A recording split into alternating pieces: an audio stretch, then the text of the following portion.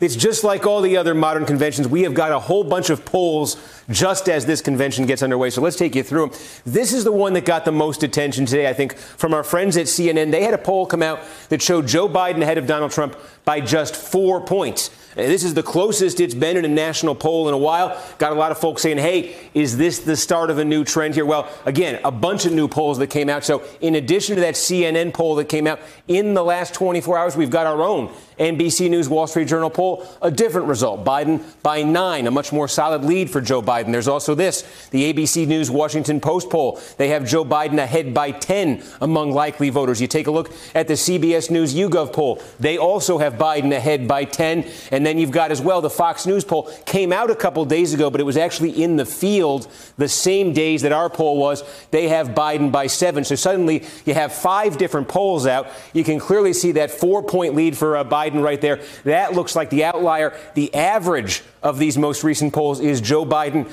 with an 8-point advantage over Donald Trump. Put that in some perspective. Of all the challengers who've run against an incumbent president, this is the best a challenger against an incumbent has been doing at this point since Bill Clinton in 92 against George Bush Sr. Of course, that was the last challenger to unseat a president, Bill Clinton over Bush in 92. Trump's approval rating here in our poll sitting at 44%. We've been talking for a few years now. He's got to get that higher. If he wants to get reelected, he probably needs to get that up to 47, 48%, somewhere around there. And issues, the economy and crime, 2 issues in our poll where Trump still leads Biden. When voters are asked, who would you rather have handle these issues? But it's these 2.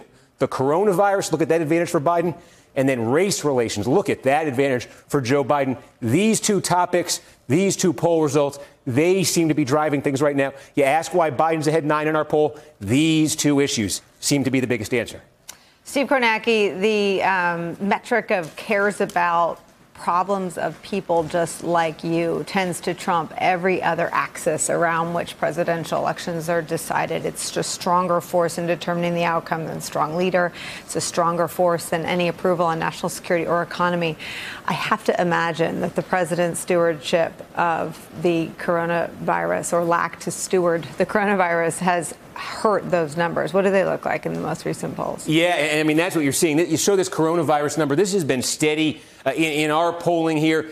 A large advantage for Joe Biden, a high disapproval for Donald Trump when it comes to his handling of the coronavirus. Again, if you went back, let's say to January, very start of this year, before the coronavirus really took hold, this was the issue, the economy that Trump and his campaign were pointing to. They said the economy was going to lift him to re-election. He still has an advantage on the economy. He led on the economy back in January as well. But the polling, the overall polling, Biden and Trump in the horse race, it was much closer in January than it is now. I think it was 4 points in January. You're talking about 8 or 9 right now. So I think what has built that lead for Biden, taking it from 4 to 8 or 9 points in our poll, it's the coronavirus, Trump's response to it. And I think more recently, I really, the biggest single advantage Biden has over Trump on any issue in our poll is race relations, these protests, the police incident in Minneapolis. These, Trump's response to this, his handling of it, biggest single advantage that Biden has. Stephen, let me just ask you, I'm thinking about people who don't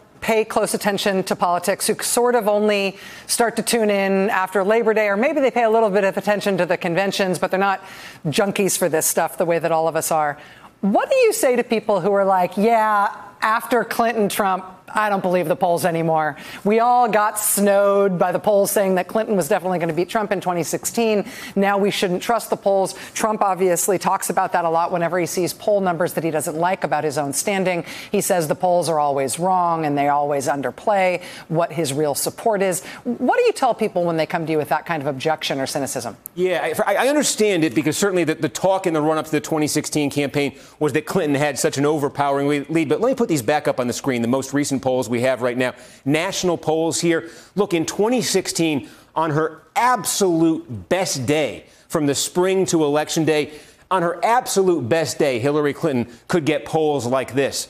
But more often, you found that Clinton lead over Trump shrinking to 5, 4, 3 points. It's true, Trump wasn't catching Clinton really in the polls nationally. But at the end of the election, our final NBC News Wall Street Journal poll before Election Day, this poll you see right here, our final poll had Clinton's margin over Trump at 4 points.